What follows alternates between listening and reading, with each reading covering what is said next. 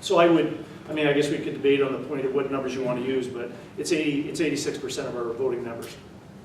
Garrett? Yeah, I want to thank you guys for all the energy and effort that you put into that.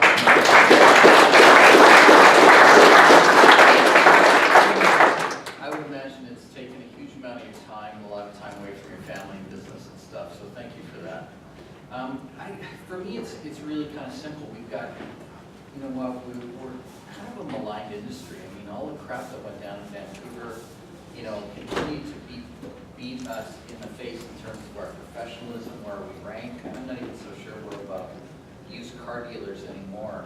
You've got government coming in with this great big foot saying, you guys don't know how to behave, so we're going to show you how to behave. The only way you're going to fight government is if you have a decent lobby. The only way we're going to have a decent lobby is by creating a one-voice system. So, you know what? You guys have all heard the math. You've got, I don't know, a couple of thousand cats running around that you're trying to herd. Nobody can decide on what to do, let alone what to order for lunch. And here's an opportunity for us to move forward in a progressive way. I mean, you've heard about you know, cross-board sales and no opportunity for discipline. You've heard of better practices that other boards use that we might be able to use if there was some cohesion. And you know, when you listen to the diversity of the questions around in the room, and you get a sense of why the previous model just doesn't work. Everybody's coming at it from a very different perspective.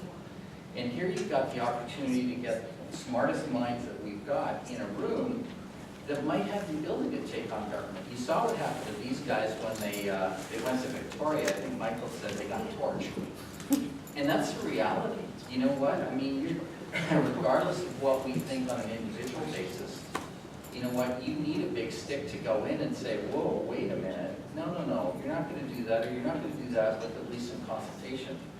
If ever there's an opportunity for us to improve our profile within government or improve our profile within the public's eye, I think it's this. So, thank you. Thanks for your comments. And you know, when we go to a lot of these meetings, maybe not so much now, but in the early stages, we generally face an angry mob sometimes. So I think as people are getting more submersed in all the mechanics of it, and we probably came out too hard selling in the beginning because we'd done all the background work and we believed in what we were talking about. But as everyone else starts to see what I saw a year ago, what Anthony's been working on for 2 years, we're starting to hear more comments like that, so I appreciate that. Still, the positive comments tend to be left on the chairs when people leave. So if anyone else has anything like that, feel free. Paul? Don't blow it.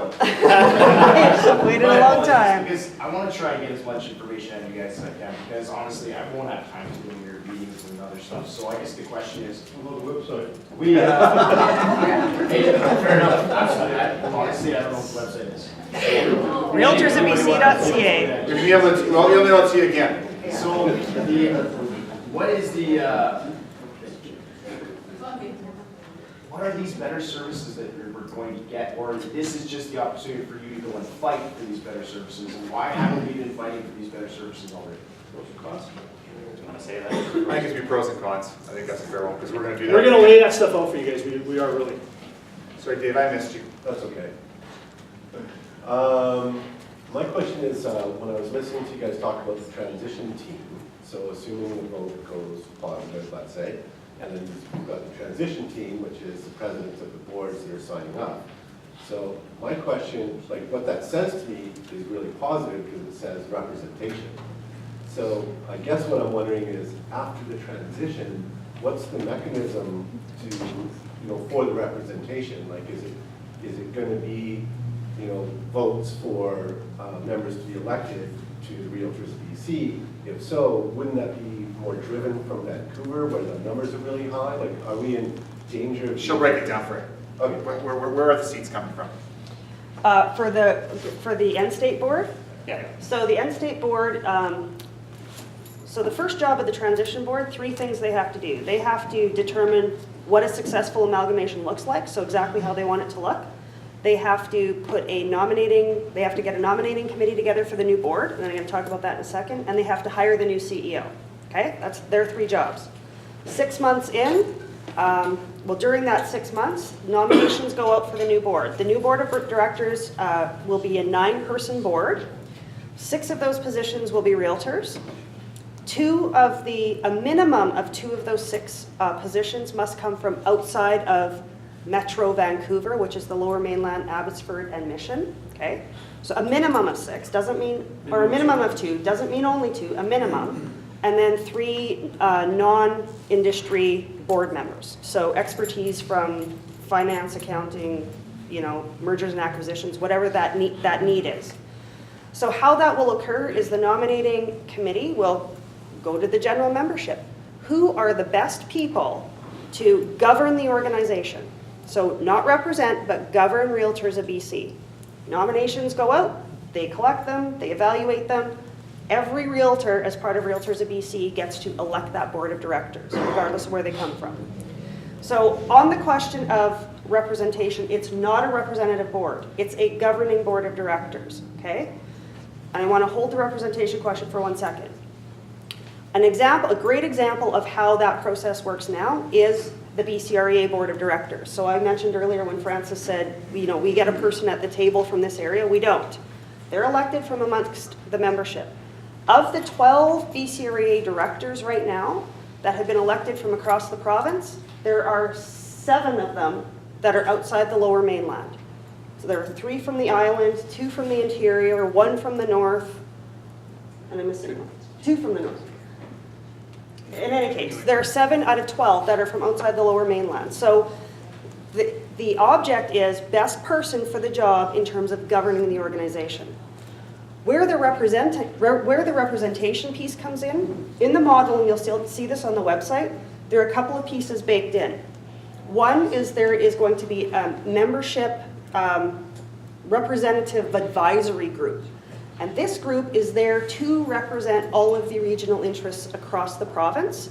It'll be like a committee type of an approach, but that group is there to get feedback from all of the regions through things like our zone executive councils that we have now, if you can imagine that kind of a structure, that will feed issues up into the new organization. And this advisory group will then evaluate those based on the needs from across the province and make recommendations up into the organization at the operational level and at the governance level, okay? So those pieces, so when we talk about the most important parts of what currently exists and how we can do what we do well now, better later, that was crucially important, that there continue to be representation in making decisions, but it's not at the governance, it's not at the board of directors table. Those people have to have the interests of 22,000 in mind, not just 1,200 where they come from. Does that help? Yeah. And Can I just add to that? Sorry, clearly I did not do a good job. Very quiet up until now. I love that question on representation and being blown out of the water by Vancouver and their big numbers. And if you look at the Canadian Real Estate Association as an example, and we heard Francis say earlier, over 100,000 members. He also said he doesn't know where the current president comes from. About 65,000 of those are from Ontario. 1,700 are from Saskatchewan. About 1,700. The president of CREA is from Saskatchewan because they've elected the best person for the position. In the last 5 years, 2 of CREA's presidents have come from Saskatchewan. So I don't think we need to worry about being blown out of the water. The best people will be selected for the job. And those people at the board table, regardless of where they come from, will have all of our best interests at heart. That's their fiduciary responsibility, and we can hold them accountable for that. Good. Thanks, Michael. And the only other thing I'd add is having 3 people from outside the industry. If you look at successful boards nowadays, if you have everything just saturated with industry people, you tend to kind of lose some outside perspective on things. So it's a nice balance to have people that are hopefully business people from outside of the actual realtors, so we don't have the television going on. Right. Okay. They answered my question already. Excellent. Diane? Yeah, just a small comment about angry realtors. I want you to know that I don't believe they were angry, they were frustrated. And they weren't getting answers, they were getting direction that they didn't understand. So thank you for finally coming around to the point where you're listening to their questions and their concerns and answering them. So So I think you're getting a much better audience now than you did originally. So just a moot point. I still am concerned that we have still 4 votes here. And Vancouver has a ton more, 23, 26, 13, however many. And when concerns come up, if that model is still used based on volume of realtors, how do we maintain our continuity up here? How do we have our autonomy anymore? How do we operate a good board with good rules, regulations, etc., being directed from a city that got us here in the first place? And that's a major concern, because you don't correct that attitude overnight. And I don't think you're going to correct being able to lobby a government that's made up their mind. We're a bunch of fools, and they're going to tell us what to do. Certainly not if we continue doing the same thing we're doing today. Yeah, but how is it going to change? If they've already made that decision, and we're going to go through all of this for them to tell us, well, what are you talking to us for? You couldn't rule yourself before. We've told you we're taking control. So how's that going to, I just really have a hard time understanding how that is going to change. Not going to change overnight, it's going to take time. Oh, yeah. But 10, 12, 15? This was going on in 1980. We made recommendations when we had power then to the government about the fees for bad boys and girls, about legislation that we wanted, about things that we needed control of, and the government told us no then. Now they're telling us to do exactly what we asked for way back then. Basically, Dan, we've been telling ourselves no, because we don't have a decision-making body today, just like we did 20 years ago. I still have, and I'm still with Becky, trying to understand where BCREA fits in here, because I thought they were the voice for all of those 11 boards. Because aren't we selecting the best people to go to BCREA, and how is that going to be any different? I still have difficulty understanding then what BCREA did Okay, for us. so And how that's going to be different from this new group of people that we're selecting that are supposed to. here in my interpretation is exactly how it's going to be different. BCRA, currently provincial organization, has no authority to make any decisions on behalf of all of the boards. Okay, are you not on that board? No. No. No, okay. No.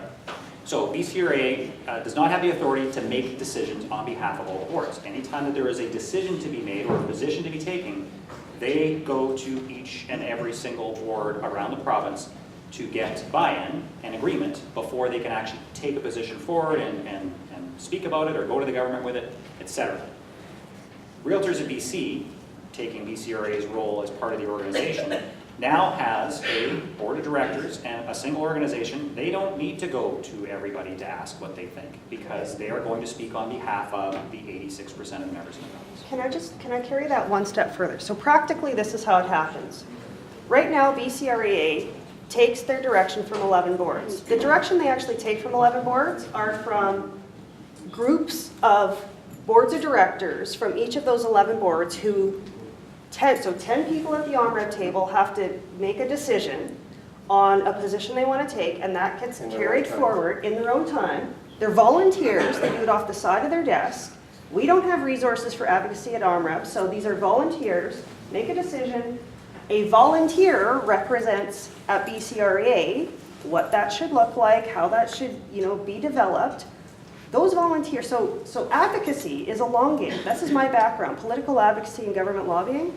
It's a long game. You're in it for 10, 15, 20 years. Diane just talked about how 1980 we were lobbying for certain things that we haven't affected.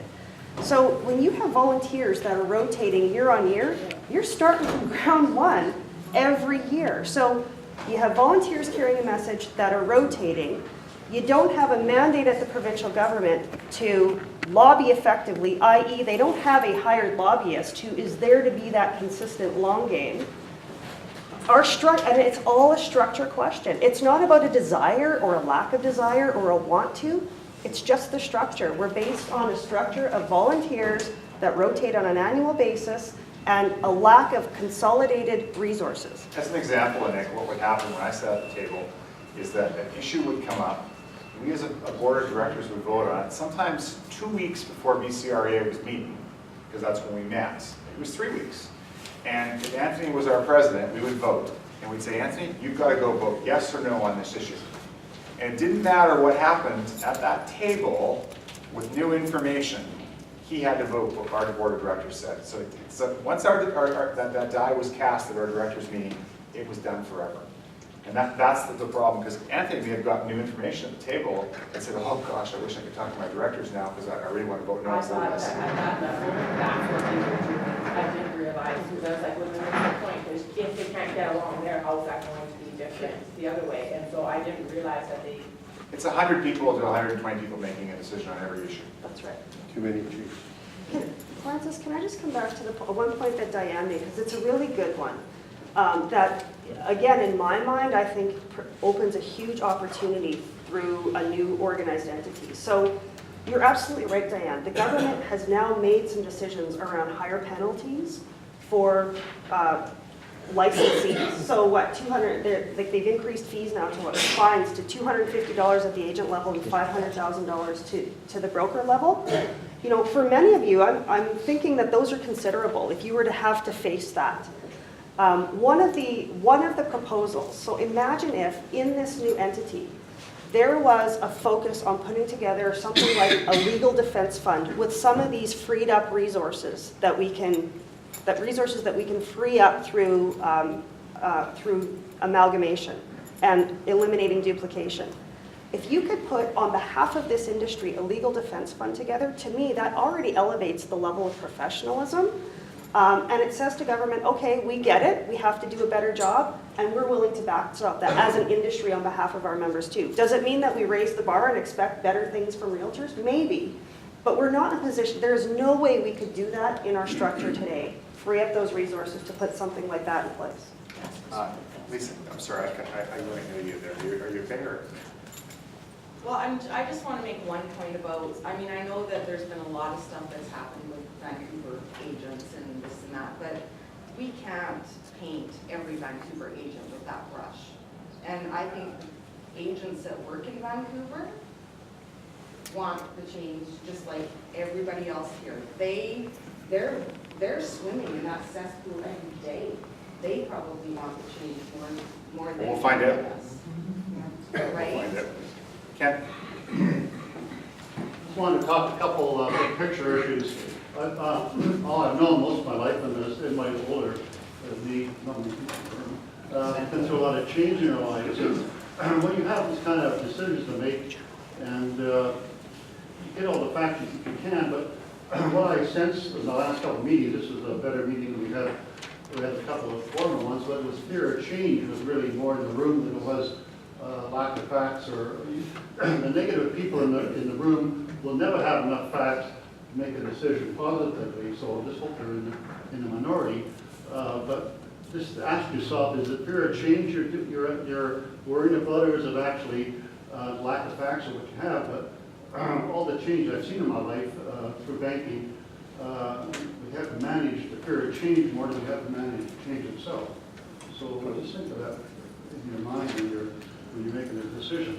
Yeah, and I think you're absolutely right, and I think that the public, when they see everybody coming together to try and make a change, maybe they'll get that we want our industry to be better, and we will be responsible to make that happen. And we're stronger together. The other point I wanted to make was, I've been on 2 provincial boards, one of which was self-regulating, the Vehicle Sales Authority. Gary was saying that we are lower than the used car dealers, but I think we're about the same. See, it's improving already. Progress. Anchor before I was hired. But being self-regulating, I don't think a lot of people understand the lack of not having being self-regulating. When I was on the board, we actually went to the government and got some bills passed and got what we wanted. It always takes longer than what you think it does. but the impact of actually sitting on board, making the decision, see what's wrong or what's right with your organization, making changes, going to the government and actually getting listened to, and actually getting bills on the table and getting them changed was really quite satisfying. So I understand the impact of that, and if you don't understand the impact, the difference between self-regulation and being told what to do with government, boy, it's really quite amazing. So please give it some thought, but don't be scared to change, because if you don't change in life, you can't move forward. Your business is change all the time. So get used to change, because it's coming and it's going to be a constant. So Wade and I are going to take your, because each of you has opinions on this, pros and cons. Tell us what you think. What's it doesn't matter. Raise your hand, say it's a con, pro, might both. Did you guys put any thought into who's going to be pros and cons? Is there a system here? There's always the bad thoughts, if you don't know that. Stronger votes. Ellen. Stronger lobbying voice.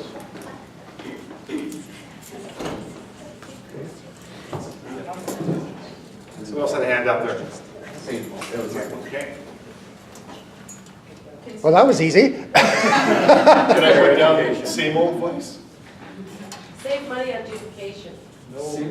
Cost savings. They say stronger, I say same voice. Put that up there. Just wait your turn. You ever, costs. Better education.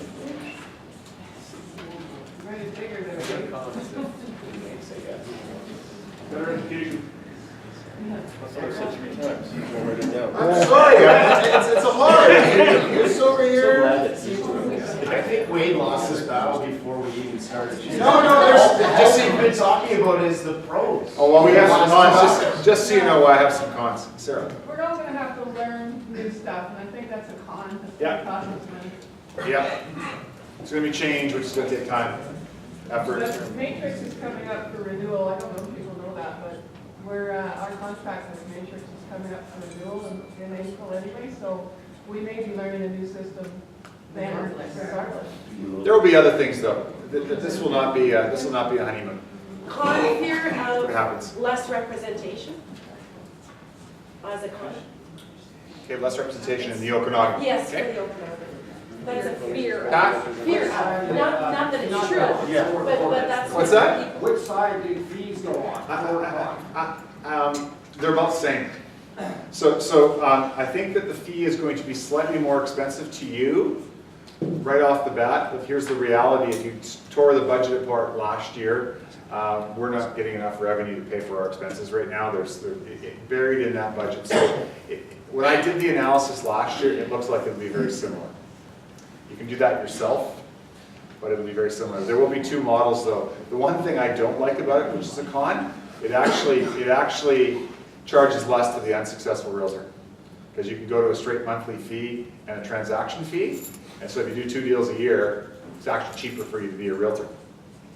Which is kind of the Vancouver model where 50% of the realtors do less than 1 deal. Part of their problem. I just had a question on the cost. There was the $1.15 million to the legal costs, and then the $48.70 levy in July 1st. Is that are they taking that out of the coffers, or there's an $800,000 legal bill and there's a $315,000 legal bill between December 6th and July 1st, and then there was a comment about the $48.70 July 1st. Are we being levied $48.70 a month? No, that came It's out coming of, out of savings or coffers? And then the $200 success transaction fees? well, those are for the new entity if you move forward. Right, so the new entity is that there'll be a $200 success transaction fee for. That's a Whatever. choice. There's either or. You pay 70 plus 58, which is currently about what we pay. Right. That's right. It's actually slightly more, Right. but I think ours, or you pay 70 or 58? 58. 58 plus a transaction fee. It's either or. And like I said, so if the person does 2-3 deals a year, it'll be actually cheaper to be a member. Right. It's a fairly muted outcome in a board that already has fairly reasonable fees. Vancouver, that is Vancouver and Fraser Valley's model, so that one was going to be a hard one for us to go to a fixed fee. Approximately. It's approximately their model. No, the structure. The structure is the model, not the fees. They have the alternative of doing either or as well. Yes. Yes. The cons are not knowing what the real costs are. Not over and above fees. Because it's a way. So where's the $7 million coming from? that's. Charging you, Paul. All the tea. Well, I guess, I'm sorry, this is the future. There is, going just so up. you know, there is a business case which I have not read because I think it's too boring. So that shows you how long it is. There is a business case on the website that goes through all of that. You just have to read it. So for them to cover it off here today, we just have to stay till 5. But by the way, if anybody actually wants to go through the business case and have somebody walk you through it, we have people that will do that for you. I'm just curious. Okay, very, very briefly, again, well documented. Here's what it costs us to run the industry right now. Here's what it would cost us to run the industry based on the new model. Savings of $7 million. Who'd you hire to do this? PwC did the financial And analysis. this is PwC. Pricewaterhouse. Price Waterhouse did it, okay, well, it wasn't Realtors? Price Waterhouse. So they distribute. I think there's a comment, I'm talking in the office as well, is that there is a fear of us losing business because Vancouver will come in and be able to take over business. And we were just talking, and the fact is that if our matrix, they can't do it as well now because they don't have access to the data. If we give them access to the data, then it'll be really easy for them to drive down, they have the MLS, they have all the data, boom, boom, boom, we're easy targeting. Can I just speak, can I speak to that? Because But that's it, people don't know. and No, we need it's education. definitely a con, it's been discussed Yeah, lots. it's one of the biggest concerns that I've heard from members across the board, and here to put this in perspective, that at the same time that the initiation of the discussion of amalgamation came up, was also the discussion of a single MLS system in the province. And I can tell you that if amalgamation doesn't go forward, the single MLS system will. Period. All boards are. All 11 boards were on side with that and still are to this day. So the idea that we can protect ourselves by having a different MLS system, forget it. It's done. It's not going to, that is not the way things are going to be moving in the And let's future. not forget that we're licensed in the province. Yeah.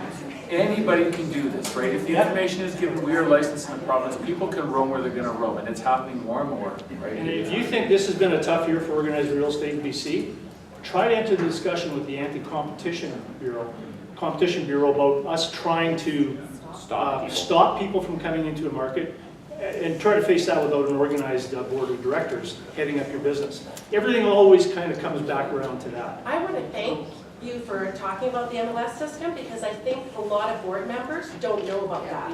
And I think that's a really, really important fact. But further to that, if you have a complaint against a Vancouver realtor that comes into the Okanagan to do business, and you don't think they're giving their clients adequate representation, what can you do about it? Not very much. But under one system, we'd have one set of rules, and discipline would be much easier to effect. Elvin? I don't know how many people in this room here have come from another board. I'm 22 years a realtor, but I'm only a year and a half a realtor in OMRED, and I came from SORED. And if you go to the Okanagan Mainline Real Estate Board webpage, open it up, you see matrix across the banner at the top. If you go to the bottom, there's something called Interface Express, and some of you might have used it. It is essentially a one MLS system for the province, and including Roatown for some reason. But you can go in there and get information, enough MLS information to sell anywhere in the province. You can go to Prince George himself, which I can do. I can go to the Nanaimo, I can go to anywhere. One MLS system, it's already there. Thanks, Elvin.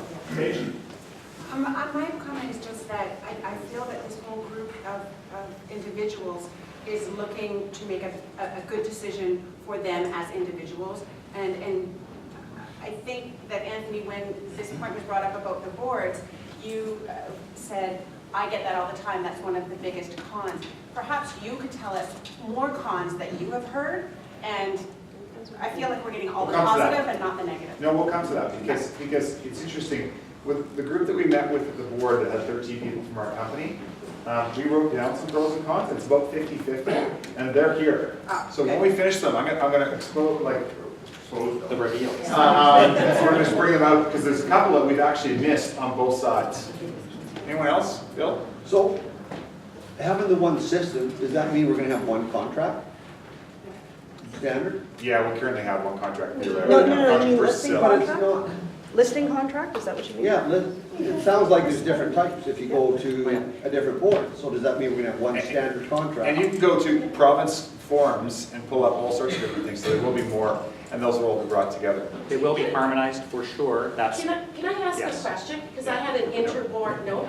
I had an interboard deal, and I don't know if that was, it was the first time I had that has happened to me on an interboard, that the contract of purchase and sale had to go to the board and then to me. Isn't that Listing painful? contract. No, the contract of purchase and sale. So it was a realtor from Summerland that put an offer on my listing.